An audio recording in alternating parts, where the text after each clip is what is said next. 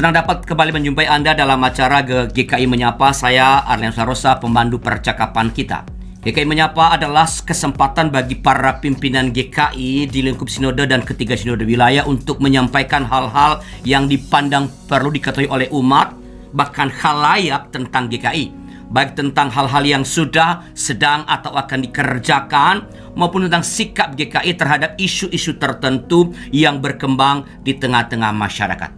Nah, di dalam episode kali ini GKI Menyapa akan menyapa kita atau menyapa Anda melalui Pendeta Dani Purnama, Sekum BPMS GKI, Pendeta Linda Mismanto, Ketua Umum BPM SW GKI Jawa Timur, dan Pendeta Samuel Dian Pramana dan Bapak Irwan Kristanto dari SW Jawa Timur. Selamat jumpa Pak Dani, Bu Linda, Pak Sam, dan Pak Irwan. Nah, dalam episode kali ini pimpinan GKI SW Jawa Timur didampingi oleh BPMS GKI akan menyampaikan kepada kita respons gerejawi GKI SW Jatim berkaitan dengan COVID-19 ya, yang mendera negeri kita. Secara spesifik adalah dalam kaitan dengan dampak ekonomi COVID-19 ini terhadap para petani dan yang lain-lainnya. Apa yang gereja lakukan ya sebagai bagian dari karya yang dipercayakan Allah bagi gereja. Sahabat DKB dapat berinteraksi dengan kami dengan mengajukan pertanyaan-pertanyaan atau komentar mengenai pokok sapaan GKI kali ini, tentu melalui chat room yang sudah tersedia. Nah, saya mulai dengan pertanyaan pertama dengan Pak Pendeta Dani. Pak Dani, bagaimana secara umum respons GKI terhadap dampak ekonomi dari COVID-19 ini, Pak? Ya, baik Pak Arlianus dan saudara-saudara sekalian, memang pandemi ini kan pada awalnya lebih mengena dengan masalah kesehatan sebenarnya ya. Jadi berdampak pada hal kesehatan, beberapa anggota kita juga mengalami harus dirawat karena wabah ini ya. Sakit, dan pengalaman sakit tentu menyebabkan juga kesusahan tersendiri dan penderitaan, apalagi buat keluarga-keluarga yang kemudian harus mengalami duka cita karena ada anggota keluarganya yang meninggal karena wabah ini ya. Tapi kemudian setelah berjalan waktu, ternyata pandemi ini lama dan sampai sekarang tentu kita tahu belum selesai juga ya. Durasi yang panjang itu juga kemudian berdampak pada hal ekonomi ya. Ada umat kita yang memang kemudian diberhentikan dari pekerjaan padahal dia tulang punggung keluarga, ada yang juga dirumahkan dengan pemotongan gaji yang cukup besar, ada yang usahanya berhenti, kehabisan dana karena tak ada pemasukan, dan ini kemudian menimbulkan persoalan lain, persoalan baru. Tentu bukan hanya buat umat GKI, anggota GKI, tetapi ini dialami oleh seluruh masyarakat. Nah, dalam kaitan itulah kemudian GKI merespons dengan kami melakukan yang namanya ketahanan pangan dan pemberdayaan ekonomi di tengah pandemi ini. Ya. Jadi bukan hanya menata diri dengan persoalan kesehatan dengan menjaga betul protokol kesehatan diterapkan dalam kegiatan, bukan juga hanya merawat kehidupan dengan ikut serta secara ketat melakukan pembatasan dalam kegiatan-kegiatan gerejawi, tapi kita juga sebagai gereja ingin berperan ikut serta melakukan pekerjaan baik untuk menolong umat dan masyarakat dalam menjaga ketahanan ekonomi. Jadi ketahanan ekonomi ini adalah sebenarnya di planning bagian yang terintegrasi dengan upaya untuk terlibat di dalam hal-hal yang berkaitan dengan kesehatan, begitu Pak Dani? Iya, betul. Jadi ya tentu ini bukan parsial satu persatu begitu, tapi ini menjadi bagian yang utuh ketika kita mau merespons di tengah pandemi yang ya menyentuh seluruh aspek kehidupan. Kami memantau di berbagai media bahwa ada sejumlah hal yang dikerjakan atau dilakukan oleh sebenarnya entah sinode wilayah, klasis, atau jemaat-jemaat GKI berkaitan dengan ketahanan pangan atau pemberdayaan ekonomi ini. Nah, salah satu yang sekarang sedang muncul banyak di media sosial adalah apa yang disebut sebagai ijol dari SW Jawa Timur. Nah, ini saya mau kepada Ibu Linda ini, apa sih ijol market itu? Bisa diterangkan ke apa sih itu ijol market? Ya, bagian ini bolehkah Penatua Irwan Kristanto yang menjelaskan Baik, silakan Pak mereka Irwan. sama Dian Pramana, karena mereka adalah ujung tombak di ijol market. Silakan Ya, Pak Irwan atau Pak. Ya, terima kasih Pak Ali.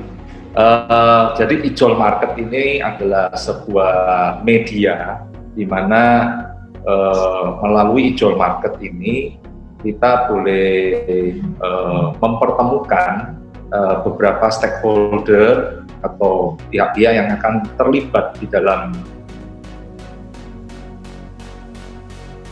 dari sourcing ya, bahan sayur, buah dari petani gitu ya. Kemudian kita pertemukan dengan pengguna atau jemaat gitu ya, di mana target kami adalah jemaat, khususnya masih saat ini di Surabaya, dan juga kurir gitu ya, kurir yang mengantar gitu ya, dan ada relawan juga itu yang bertemu sehingga boleh ikut serta di dalam ketahanan pangan yang tadi disampaikan Pak Dhani. Nah, program ijol market ini sebenarnya merupakan bagian dari gugus ketahanan pangan yang dibentuk oleh BPMSW GKISW Jatim sekitar bulan Mei ya, dan salah satunya adalah ijol market. Jadi ada sebuah gugus tugas di BPMSW Jawa Timur mengenai ketahanan pangan. Ya, Betul. Ya Pak. Ini saya bisa bantu jawab. Jadi sekitar bulan April kita mulai pandemi secara luas kan bulan Maret ya. Bulan April rekan-rekan pendeta kita mengadakan konven pendeta GKI begitu ya. Kita bergiliran jadi host, itu Pak Dhani juga menjadi bagian penting di sini. Kami menyadari satu hal bahwa selain kesehatan, isu yang sangat penting adalah pangan. Ya tentu berhubungan dengan ekonomi. Data WHO yang kita tahu bahwa ada peringatan sebenarnya sejak awal tahun bahwa ada sesuatu dengan pangan di dunia ini. Dan kita tahu betul bagaimana Indonesia juga banyak hal di produk pangan bergantung pada impor.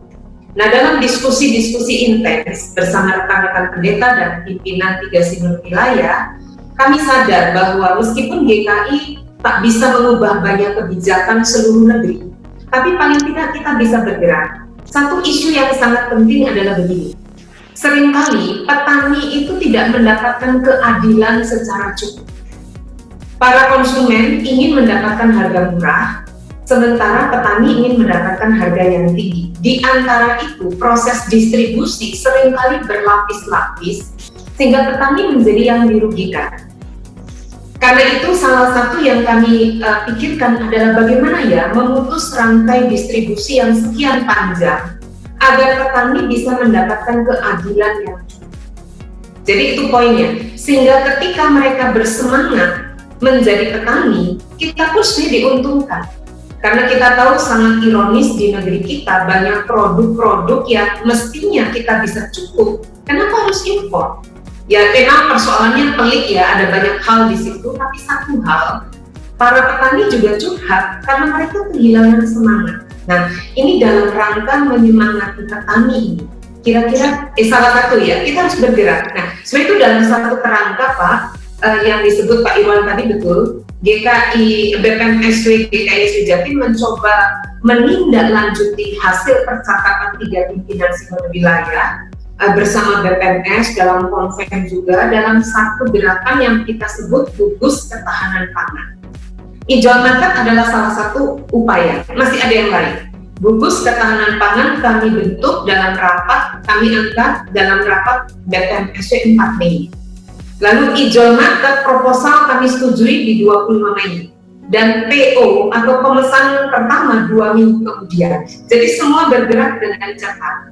Salah satu, karena masih ada yang lain, kami sedang memotivasi jemaat-jemaat untuk melakukan budidaya pertanian. Dan ini sudah ada proposal yang kami setujui dari GKI Bondowoso yang akan melakukan budidaya jahe merah. Dan ini sudah jelas akan ada yang menginginkan, konsumennya sudah jelas.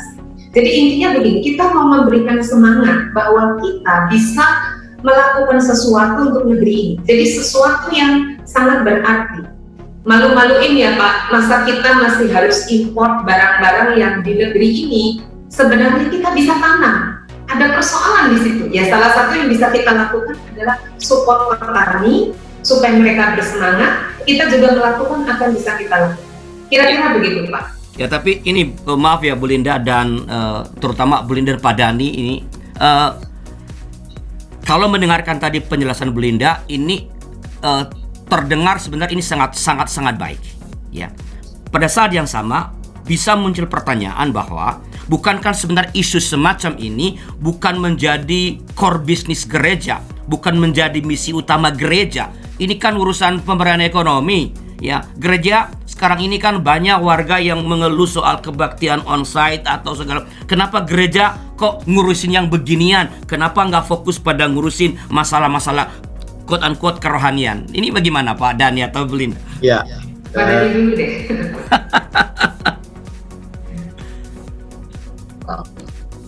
Agak ini ya.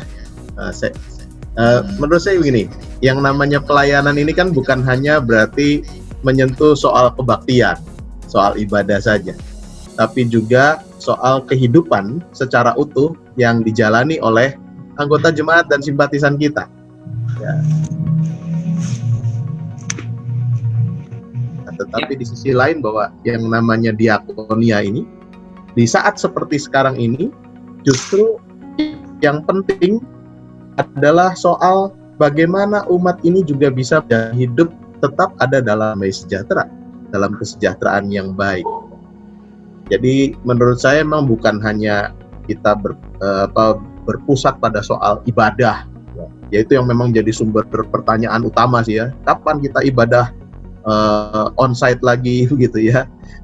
Sehingga ada hal-hal lain yang rasanya sekarang memang perlu mendapat perhatian lebih. Betul bahwa GKI apalagi jarang sekali bersentuhan dengan petani mungkin ya begitu ya. Tapi rasanya ya ini ya Pak, ada problem sinyal ini. Kita kemudian melihat Tuhan ya. Sorry. Ya. Sudah bisa kan? Masih tersendat. Jadi apakah ini berarti sebenarnya proyek ketahanan pangan atau pemberdayaan petani ini bagian yang integral dari misi gereja, begitu Ibu Linda? Kalau dengar pada Pak Dhani tadi. Iya. Pak Dhani mau menambahkan dulu? Ya, silakan Bu Linda. Ya. Jadi kita tidak bisa hanya bicara soal mimbar, altar, tapi kita menutup mata terhadap pasar. Situasi negeri ini itu banyak orang kehilangan pekerjaan. Sementara di beberapa waktu ketika beberapa kota, khususnya Jakarta PSBB, kita melihat bagaimana viral media menunjukkan para petani harus membuang produk mereka karena tidak ada yang membeli. Dan kita miris melihat itu kehidupan keluarga petani dan kehidupan yang ada melalui banyak orang yang bergantung. Jadi isinya gini, memang sebagian besar anggota jemaat GKI tinggal di perkotaan. Tidak banyak yang menjadi petani, banyak yang pedagang. Tapi kan kita makan hasil pertanian. Kita tidak bisa tutup mata, dan ini adalah isu keadilan yang patut diperjuangkan. Kalau Pak Al tahu ya, kalau sudah petani panen, lalu tidak ada yang membeli, lalu mereka dihargai sangat murah, mereka nggak punya pilihan.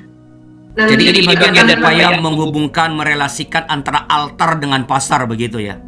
Betul, betul. Ini adalah bagian dari panggilan kita. Kalau kita bilang keutuhan ciptaan dalam tata gereja, itu juga pengakuan konfesi kita, itu tidak bisa lepas bahwa kita hidup bukan sekedar di ruang sempit atau di ruang gereja kita yang berdinding tempat itu, tapi dunia ini adalah panggilan Allah. Jadi kan kita bilang misi GKI, misi Allah adalah misi GKI. Saya kira ini yang penting buat Ya, ya. Saya mau ke Pak Irwan sedikit mengenai ini. Pak Irwan sebagai satu-satunya yang berbincang sekarang, satu-satunya yang bukan pendeta nih Pak. Ini pandangan Pak Irwan dengan gereja cawe-cawe urusan ekonomi ini bisa gimana Pak?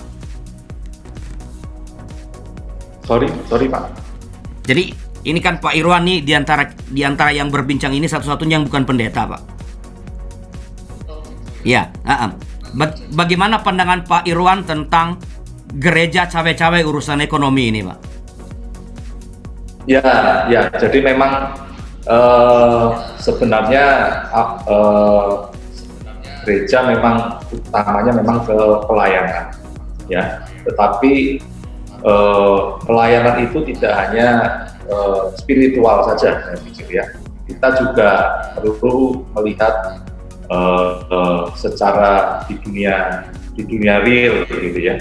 Nah, pada awal-awal pandemi kita melihat ada problematik mungkin dalam percakapan yang sebelumnya sempat dibahas di mana ada kelangkaan barang, kebutuhan kesehatan, maka terbentuklah gugus COVID yang memang tujuannya untuk membantu secara langsung dan cepat. Dan tatkala pandemi ini berkelanjutan, saya pikir ya gereja juga harus berperan secara nyata, bukan hanya secara spiritual saja. Nah, peran nyatanya itu yang kemudian coba digagas dalam bentuk ketahanan pangan atau jual market. Memang pada awalnya itu yang membuat dilematis. Jadi gereja kok apakah jual market ini bisnis oriented begitu? Tapi sebenarnya misi yang dikandung di dalam jual market ini adalah misi sosial gitu, di mana tentu memang ada tadi kata ijol itu kan sebenarnya bahasa Jawa atau Jawa Timurnya bahasa Jawanya tuker gitu ya, tukar. Ya tukar apa? Tukar barang dengan uang gitu ya. Itu ijol. Transaksi. Tapi bukan cuma tukar barang dan uang, tapi ada nilai yang ditukarkan gitu. Baik Pak Irwan, kita akan bicara nanti lebih spesifik mengenai ijol market ini, tapi kita tunda setelah pesan-pesan berikut ini.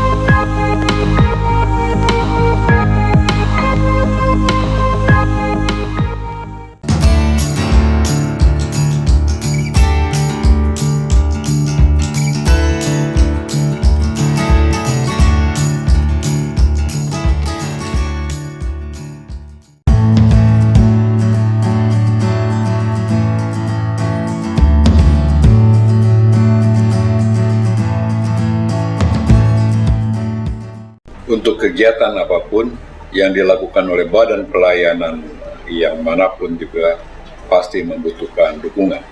Salah satunya adalah dukungan dana. Oleh karena itu, YKB GKI Media juga membutuhkan dukungan dana dari kita semua.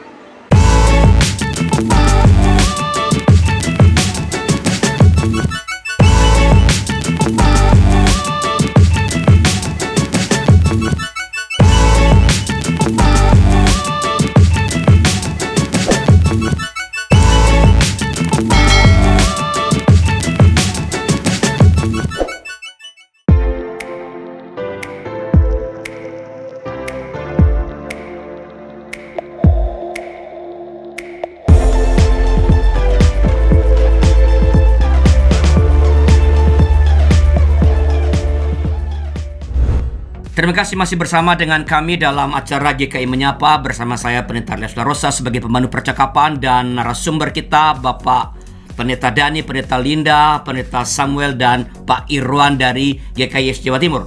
Jika ada pertanyaan atau komentar mengenai pokok sapaan GKI kali ini, silakan ditulis di chat room yang sudah tersedia. Nah, saya mau lanjut ini Pak Dani, Bu Linda, Pak Sam dan Pak Irwan. Tadi kan Pak Irwan sempat singgung soal nama ini. filosofi di balik nama. Apakah bisa lebih dijelaskan ini Pak Pendeta Samuel? Iya Pak, jadi nama Ijol Market ini muncul karena latar belakang dari kegiatan kami.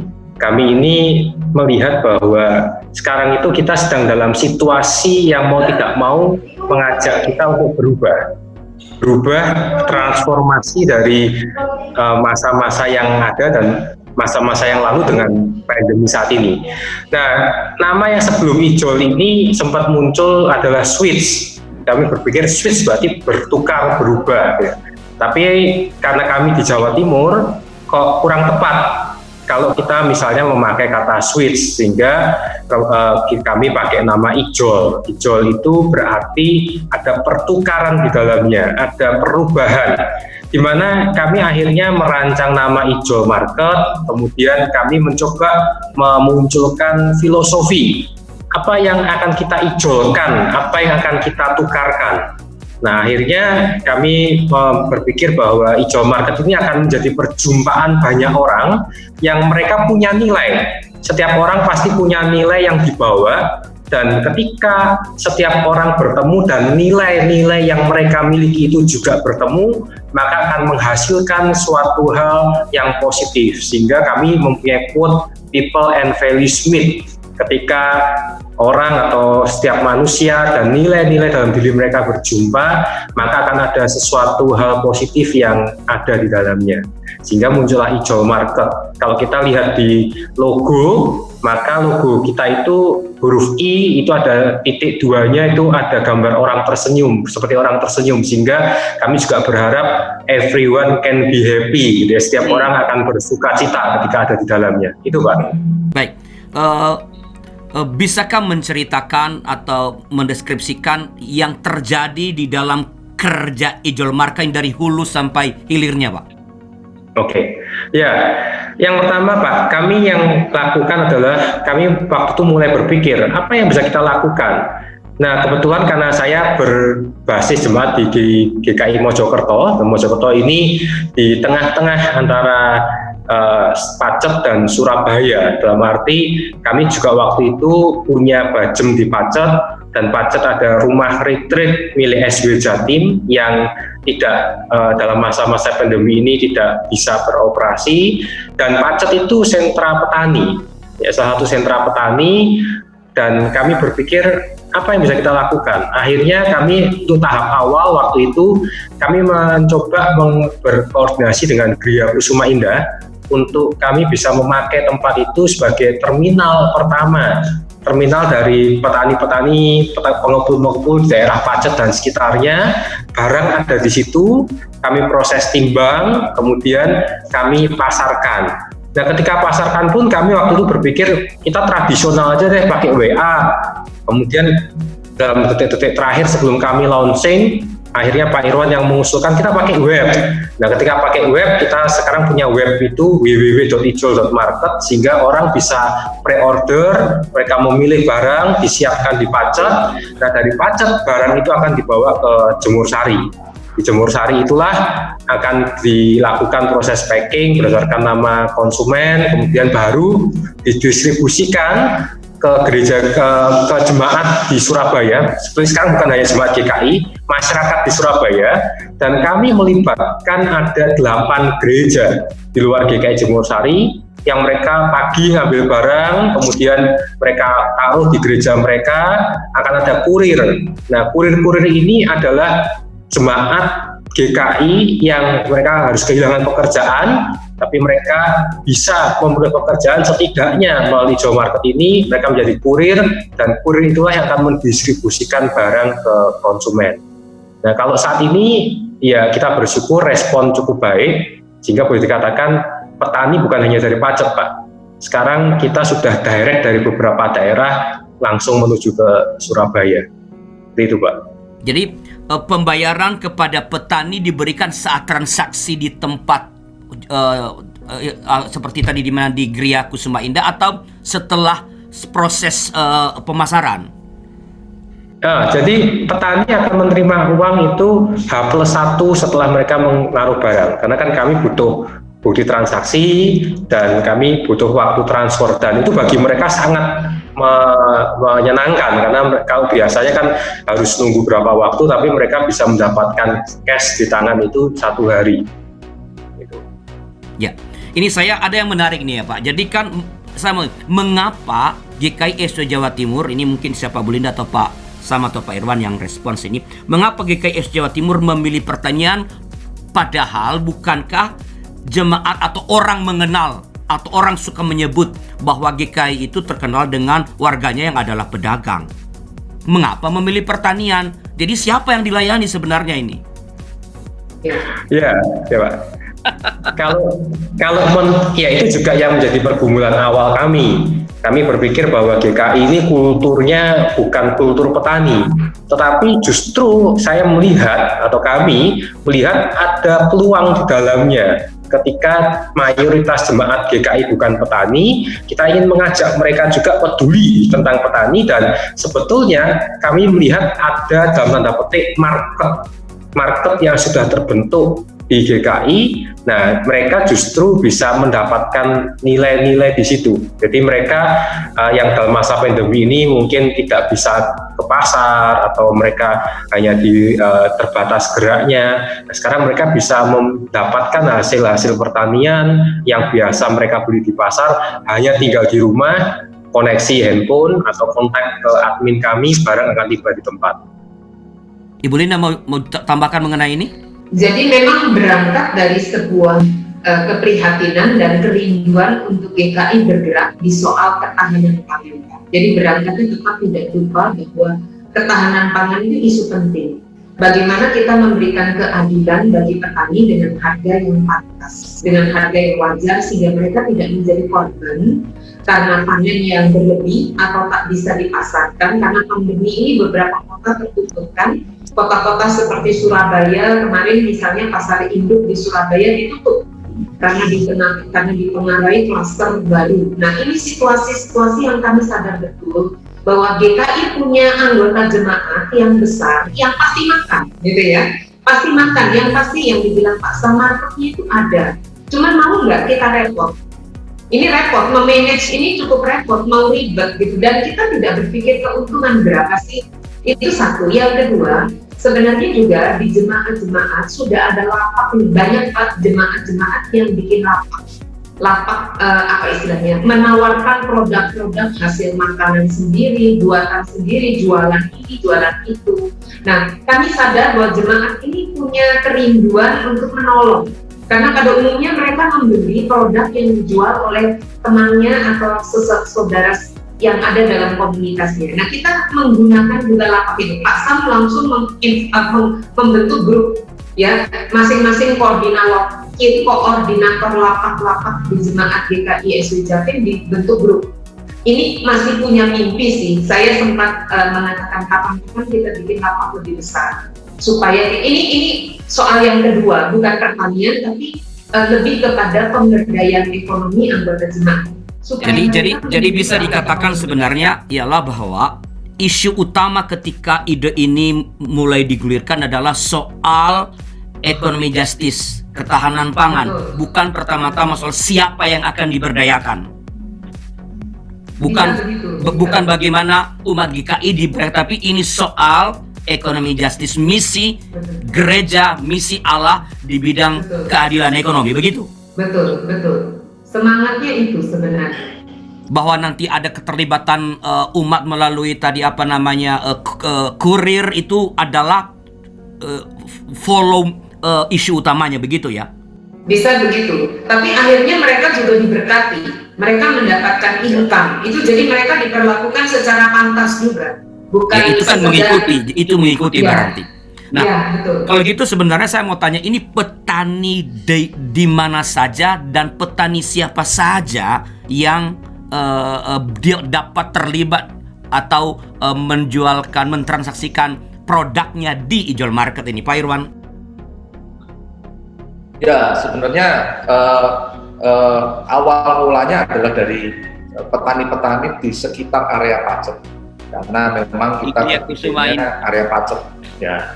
Tapi sekarang sudah berkembang ada yang dari Batu, ada dari Kediri, gitu ya. Bahkan beberapa jemaat juga ada yang bolehkah kami, jadi akhirnya muncul Pak, awal mulanya kita menganggap bahwa petani itu bukan jemaat GKI gitu ya, tapi kenyataannya ada beberapa yang merupakan jemaat GKI gitu. Nah mereka muncul dan kemudian menghubungi gugus tanaman pangan ini untuk boleh ikut andil di dalam Ijol Market. Bahkan yang terakhir itu yang petani dari Tosari. Nah, mungkin Pak Sam ini yang lebih ya.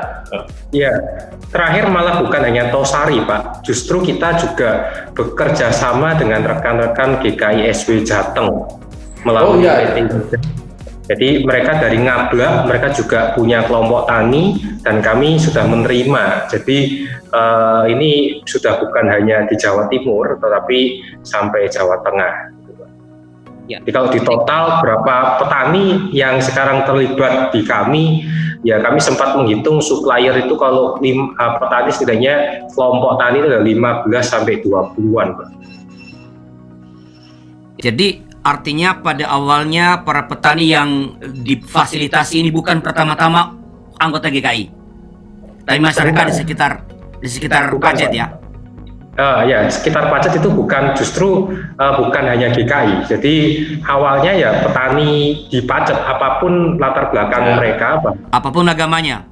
Iya, apapun agamanya mereka asal, karena kan kami juga kebetulan di lapangan di keadaan ini mereka mengeluhkan mereka punya produk tapi mereka kesulitan untuk memasarkan. Nah, disitulah kami menerima. Saya sedikit mau ke Bu Linda dan mungkin kepada Dani nanti. Bu Linda, apakah ini tidak ada kekhawatiran bahwa ini bisa dituduhkan sebagai upaya kristenisasi? Kami bahkan tidak sempat berpikir itu. Iya, kami bahkan hanya berpikir begini, apa sih yang harus kita pertahankan dalam situasi ini? Bahwa kita ini sesama manusia, sesama saudara, kita berjuang di bumi yang sama. Dan kita semua mengalami dampak pandemi ini. Jadi kami bahkan tidak pernah berpikir bahwa ini beda agama dan kami lalu menjadi khawatir, malah berpikir begini, waduh, ini teman-teman petani harus ditolong ya, harus dibela ya. Bayangkan kemarin ya, ketika brokoli di pasaran kita tahu sekitar 20 ribuan, harga brokoli mereka cuma 2.000. Wow. Dari petani. Itu sangat, jadi kita udah nggak berpikir. Ketika saya bertemu dengan petani yang tiba di Surabaya, saya baru ingat, Mbak ini ke gereja kan? Baru saya tanya, iya Bu, saya dari GSJA. Kami baru sadar setelah itu, jadi nggak peduli bahwa GSJA beda gereja sidang jemaat Allah, tapi pasti bukan GKI. Tapi dia juga oleh Pak Sam, pendeta Sam, dia mengatakan, saya juga diminta untuk menghubungi teman-teman saya. Pasti dia akan bertanya agamamu apa. Kita sama-sama berada dalam situasi yang sama, bumi yang sama, ya itulah kenyataan tentang hidup manusia itu. Kita saudara begitu. Ya, saya sangat percaya GKI tidak sempat berpikir dan memang tidak akan berpikir soal itu, soal kristenisasi, karena itu udah jelas dalam statement mission kita begitu. Tetapi andaikan ada orang yang berpikir seperti itu, gimana Pak Dani? Ya memang kita tidak bisa bicara banyak kalau orang punya pandangan ya, tetapi memang yang penting tadi seperti Pak Arlianus juga katakan, kitanya sendiri jelas tidak memikirkan, bahkan tidak sempat berpikir kalau ini ada isu agama di balik semua yang kita kerjakan. Yang kita laksanakan adalah benar-benar bagaimana di tengah pandemi ini kita bisa bertahan hidup bersama, kan itu sebenarnya. Dengan kualitas yang baik tentunya gitu. Jadi ya kita tidak bisa banyak bicara soal orang yang akan punya pandangan tertentu. Ya, sebisa mungkin memang kita meminimalisir kalau ada hal-hal yang keliru dipandang oleh teman-teman. Tapi tentu saya yakin teman-teman di Ijol Market ini tidak membawa bendera gereja begitu ya, bendera kekristenan, dan itu yang mesti dikibarkan begitu ya, bahwa ini kemanusiaan yang memang sedang kita jaga dan kita rawat. Begitu. Ya, jadi bisa dikatakan bahwa sebenarnya Ijol Market ini yang merangkul siapa saja sesama warga bangsa adalah bagian dari upaya mengartikulasi apa yang sudah ada sebenarnya di dokumen-dokumen kita, di pernyataan misi kita, bahwa GKI itu adalah bagian dari bangsa ini, dan karena persoalan bangsa adalah persoalan kita yang kita perlu respons bersama. Dan itu adalah misi bukan untuk soal Kristen, tapi isu bagaimana kita mengupayakan keadilan, menolong sesama, menyatakan cinta kasih Allah kepada sesama siapapun. Jadi ini artikulasi dari apa yang ada dalam dokumen-dokumen kita. Apa bisa begitu, Bu Linda? Ya, setuju Pak. Jadi itu yang sedang kita yang kita lakukan, yang kita wujudkan. Bagaimana mimbar altar itu betul nyata di tengah kehidupan umat. Jadi kami melihat bahwa umat itu gampang untuk digerakkan. Di awal-awal misalnya, ketika kami mencoba mengupayakan Ijol Market ini karena masih baru, di sana sini masih penuh kekurangan yang perlu diperbaiki. Ini sekarang sudah jauh lebih baik. Ini sudah PO yang ke-6 atau ke-7 ya. Baru jalan 1,5 bulan berarti, karena setiap minggu kan, weekly. Nah, tapi beberapa anggota jemaat di grup-grup yang ada tuh mereka sangat-sangat bisa mengerti. Dengan antusias ya? Iya, dengan antusias bahwa mereka tidak sedang mengekspektasi, meskipun kami tetap minta masukan. Kemarin dilakukan evaluasi oleh kawan-kawan Ijol, tetap terus memperbaiki, tapi intinya semangat itu ada juga di tengah-tengah umat. Nanti saya ingin bicara sebenarnya jangkauan pasar dari Ijol Market ini, tapi kita akan bicarakan setelah pesan-pesan berikut ini.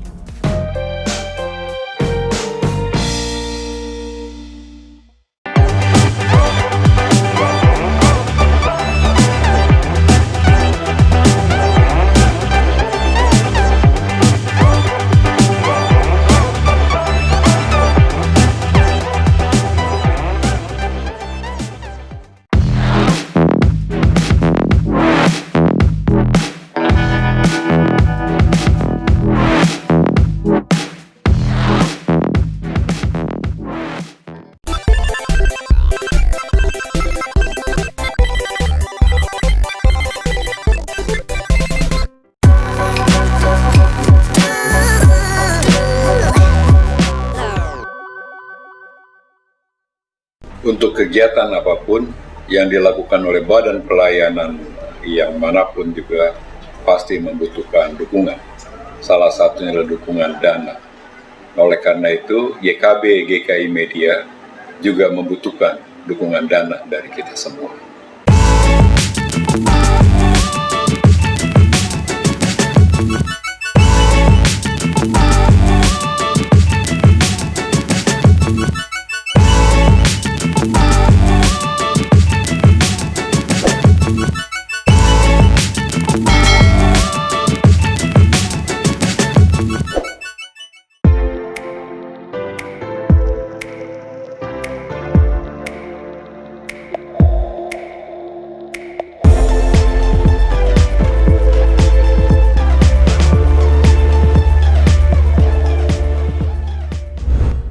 Sahabat GKI, terima kasih masih terus bersama kami dalam acara GKI Menyapa bersama saya Pendeta Arlen Sarosa sebagai pemandu percakapan, dan narasumber kita Bapak Pendeta Dani Purnama, Ibu Pendeta Linda Mismanto, Bapak Pendeta Samuel, dan Bapak Irwan.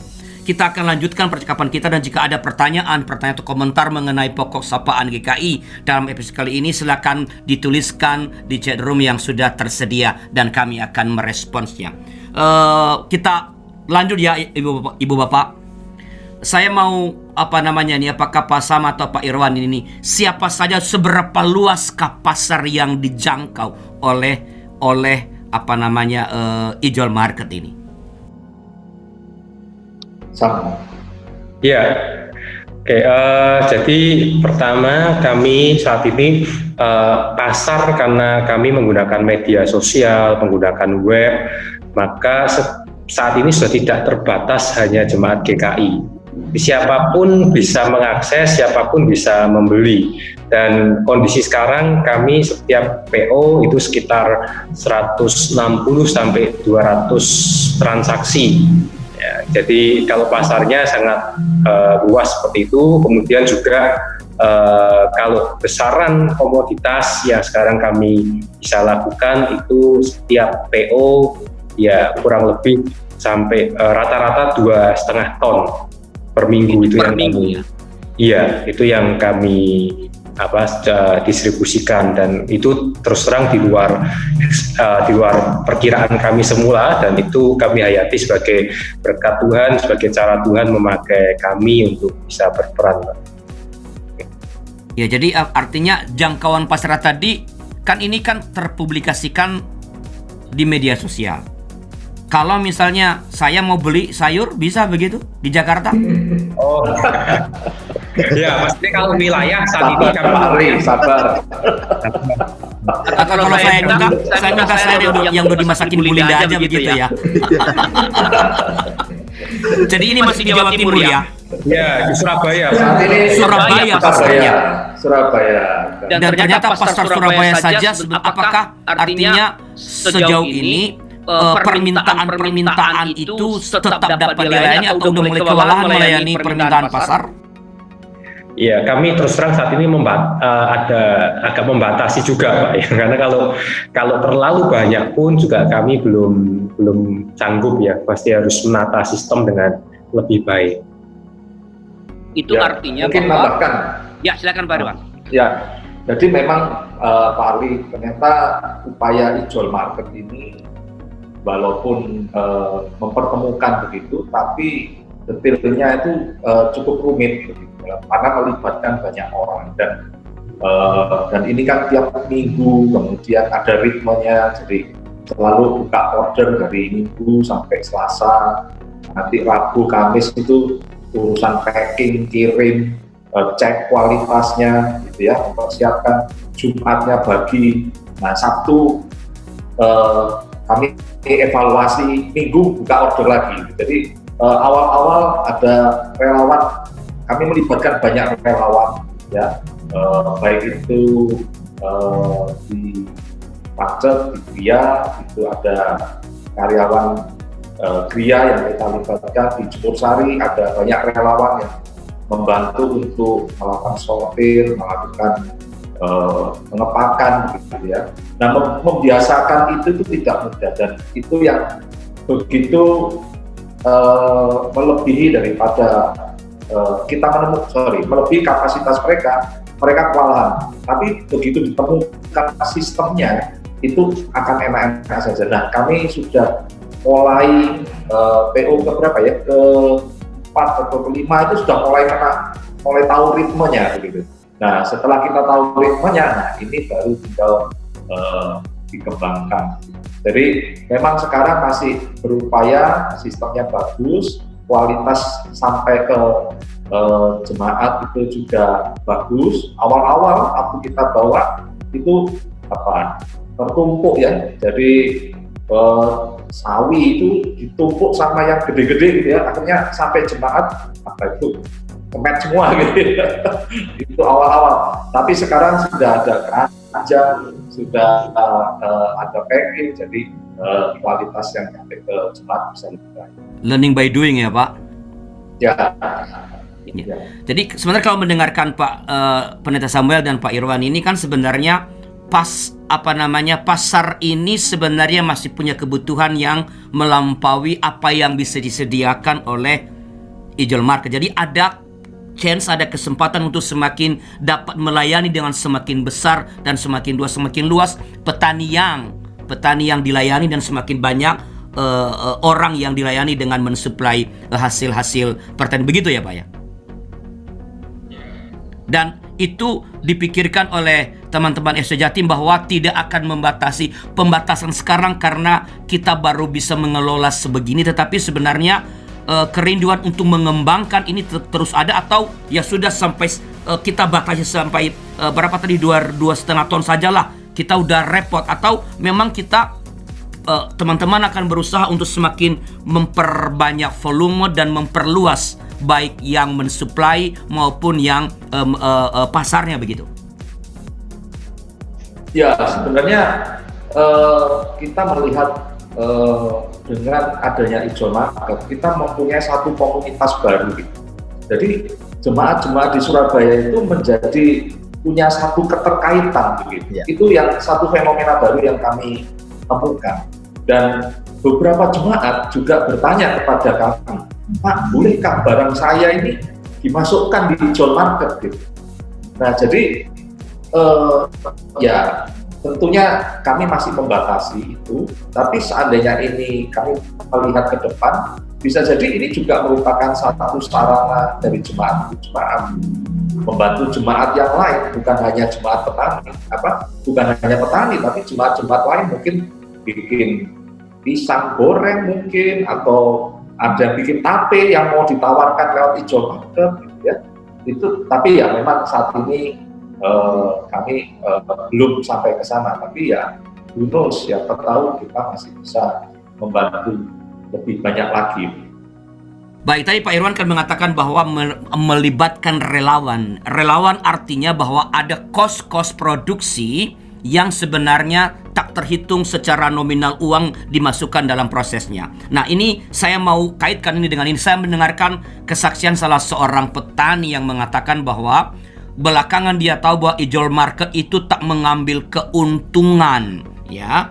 Lalu kalau begitu bagaimana Pak? Bagaimana ini bisa terjadi? Bagaimana dengan biaya operasionalnya kalau begitu? Siapa nih Pak? Pak Sam atau Pak Irwan atau Bu Linda? Pak Irwan. Pak Irwan, ini gimana ini? Ya Pak. Jadi memang kami beli dari petani. Tentu kami mengambil satu margin ya. Jadi tapi marginnya ini adalah untuk operasional, dalam artian proses packing, proses transport ke Surabaya, kemudian proses sortir gitu ya, dan itu sampai ke jemaat. Nah, jadi kita tidak semata-mata profit oriented. Kalau profit oriented selalu cari barang yang paling murah misalkan, atau yang barang yang kualitas bagus tapi yang paling murah. Nah, itu ada kalanya kita juga melakukan hal-hal yang sifatnya sosial seperti yang Pak Ali sampaikan kepada yang terakhir, dan petani keputran itu kita bantu benar-benar, kita barangnya kirim deh, apapun barangnya kita distribusikan. Ada juga yang seperti itu. Kemudian untuk ongkos kurir itu kami berikan full 100% pada kurir. Kami tidak mengambil margin. Jadi operasional kami hanyalah didanai oleh margin tipis yang diambil dari barang-barang yang dijual. Dan selanjutnya sebenarnya nggak cukup itu Pak, kalau tidak ditopang juga oleh para donatur atau jemaat yang lain, seperti keranjang itu kami didanai, diberikan ya. Awal-awal kami tidak pede, kami mau beli 40 keranjang, ternyata dapat gratis, disumbang oleh salah satu jemaat. Terus ternyata kurang, nah kita sampai bingung mau beli lagi. Ya udah kita beli aja deh kali ini. Nah, ya kita mendapat modal awal dari BPMSW Jawa Timur, ya ada 40 sekian juta. Ternyata diberi lagi gitu, disumbang lagi gitu ya. Jadi sampai akhirnya kita sekarang punya 150 keranjang. Kemudian belum lagi persembahan-persembahan yang lain yang juga mengalir ke ijol market ini. Jadi dari sanalah kemudian kita coba mengelola, membeli ya beberapa yang beli, dan ya itulah sampai sekarang. Jadi sebenarnya bisa dikatakan bahwa BPMSW Jawa Timur sebagai pemilik ijol market ini sama sekali tidak menerima dana apapun dari hasil kerja ijol market ini. Betul Pak. Betul ya. Ini harus clear, Artinya BPMSW Jawa Timur tidak sedang berdagang dan tidak sedang menjadikan ini sebagai, walaupun boleh saja sebagai upaya mencari dana misalnya. Ya, betul Pak. Jadi malah BPMSW yang menganggarkan sejumlah kurang lebih sekian puluh juta untuk memodali ijol ini, memberikan itu. Hanya memang begini, kami tetap berpesan, meskipun keuntungan bukan yang utama, tapi tetap harus dihitung. Nanti profit itu akan dimasukkan menjadi dana ketahanan pangan untuk menolong jemaat-jemaat yang memang jemaat artinya yang kita mau support mereka. Kita kan tahu nih bahwa persembahan jemaat menurun cukup drastis. Ada yang sampai 50% ya persembahan mingguan, ada yang lebih dari itu. Nah, sehingga jemaat-jemaat GKI yang ada di khususnya di jemaat kecil, kota kecil yang memang harus membiayai tetap operasional, listrik, pegawai gereja, itu semua tetap harus ada biaya. Nah, jemaat-jemaat yang seperti ini sedang kami dorong untuk ayo coba berpikir bagaimana mencoba melakukan program ketahanan pangan dengan menggunakan lahan yang dimiliki. Ada yang punya lahan, tapi sementara ini belum diapa-apain. Ayo digunakan ini, paling tidak ada income yang bisa didapat. Nah, dari mana modal itu adalah dari seperti ini. Tapi belum. Maksudnya kami belum menarget ke nilai apapun. Pak Irwan salah satu ketua BPMSW juga ya. Kami bahkan belum terima laporan nih Pak ya dari Pak Sam ini untungnya berapa bijol. Jadi kami belum terima laporan, belum dihitung total gitu ya. Jadi memang Pak Irwan adalah BPMSW yang kita tugaskan ada di bijol. Salah satu mengawal bijol. Jadi kami belum mendapatkan kalau tadi dengar penjelasan Pak Irwan sebenarnya ini kalkulasi saya yang cepat saja sebenarnya harga jual dari ijol market ini sebenarnya bukan harga keekonomian. Mengapa? Karena di dalam harga yang dibebankan kepada pembeli itu sebenarnya ada sumbangan-sumbangan dari umat, ada relawan yang tidak terhitung gajinya, ada sumbangan keranjang, mungkin ada sumbangan makanan bagi para relawan yang berkarya. Jadi sebenarnya harga jual dari ijol market, boleh nggak, betul nggak Pak Irwan? Harga jual ijol market bukan harga keekonomian, tapi harga yang subsidi oleh sumbangan atau persembahan umat dan tenaga para relawan. Betul nggak begitu? Betul. Harga kekeluargaan itu Pak namanya.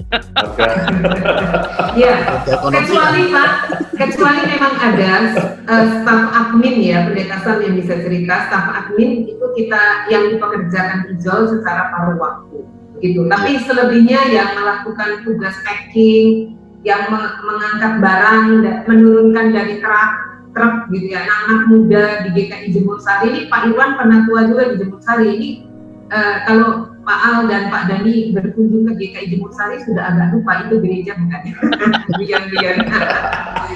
Iya, jadi kan sebenarnya relawan-relawan itu kan mestinya kalau hitung-hitungan, ya saya bukan bisnis tapi hitung-hitungan bodoh lah, mestinya kan itu dihitung sebagai cost yang dihitungkan pada saat kita menjual, harga jual. Bahkan kalau kita tidak ambil keuntungan pun, itu adalah memang tidak untung karena itu harga, itu cost yang dalam proses distribusi dan pemasaran. Tapi sekali lagi harga jual dari produk yang dipasarkan oleh ijol market adalah bukan harga keekonomian. Itu ada subsidi. Jadi umat yang membeli sebenarnya sudah mendapat pelayanan melalui perelawan. Begitu Pak Dani ya?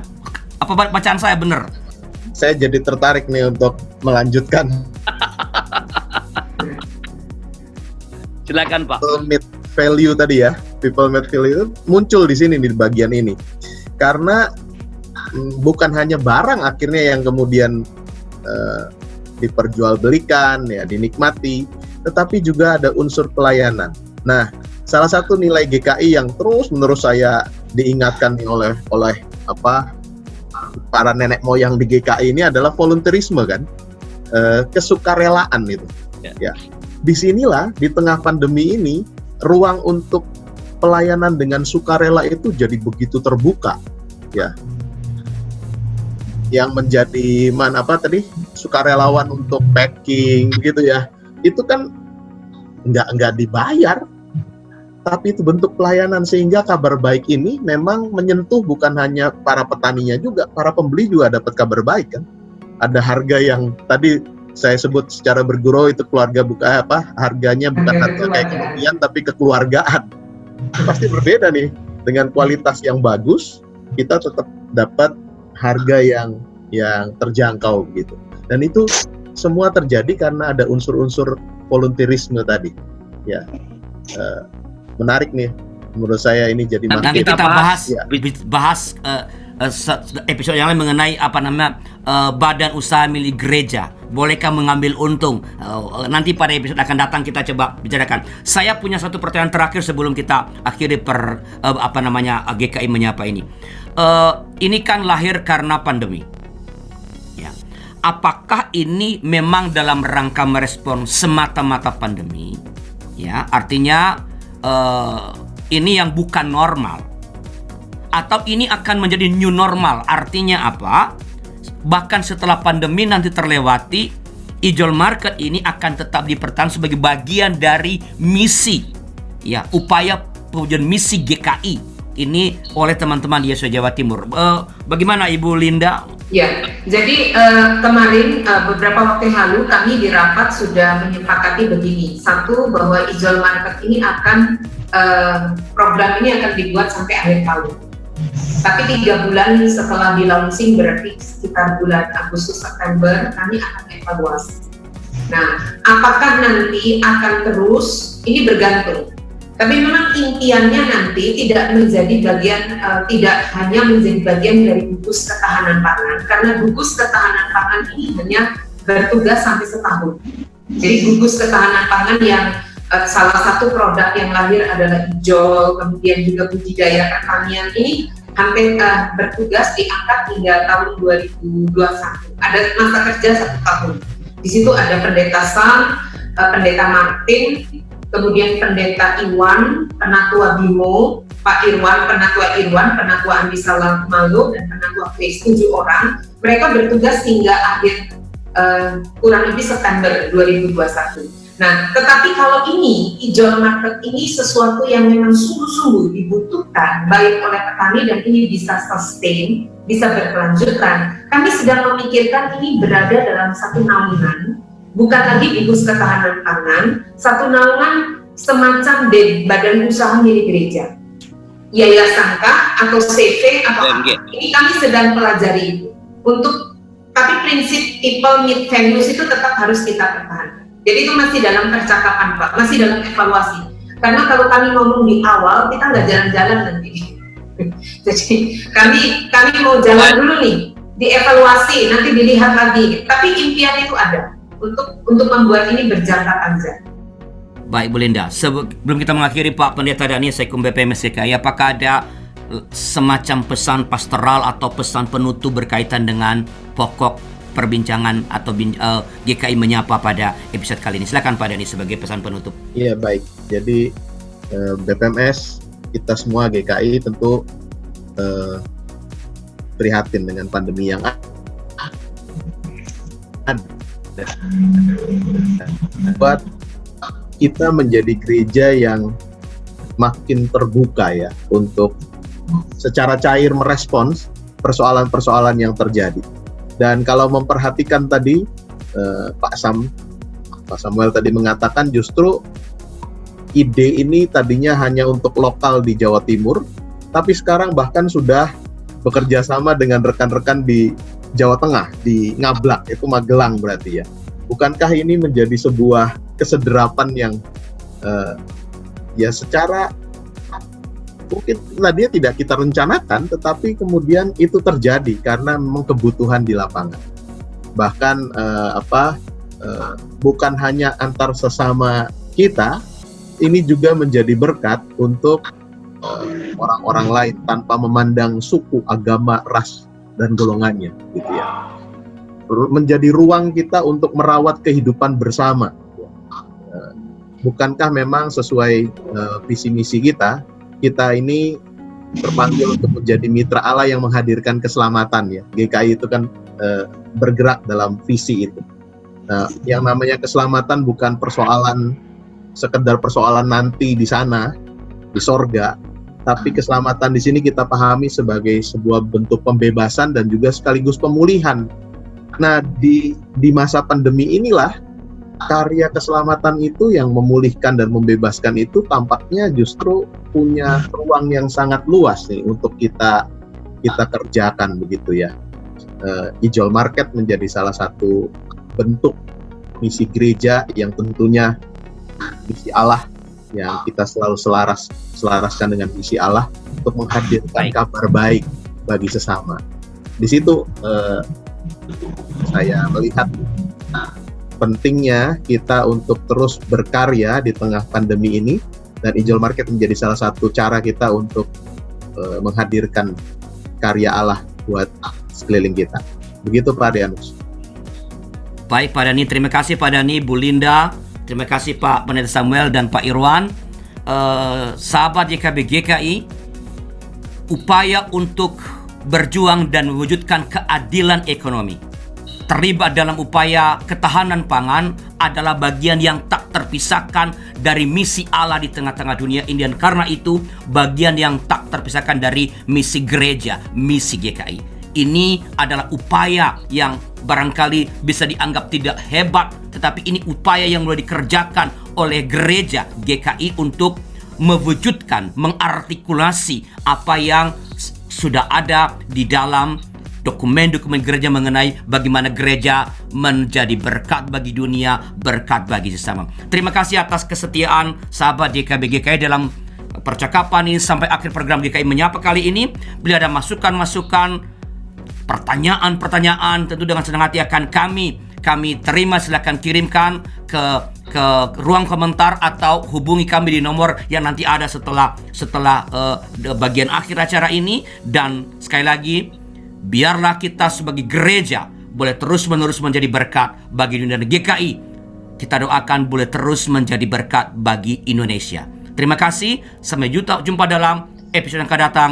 Tuhan memberkati. YKB GKI Media membutuhkan dukungan doa kita, membutuhkan keterlibatan kita, membutuhkan dukungan dana dari kita semua.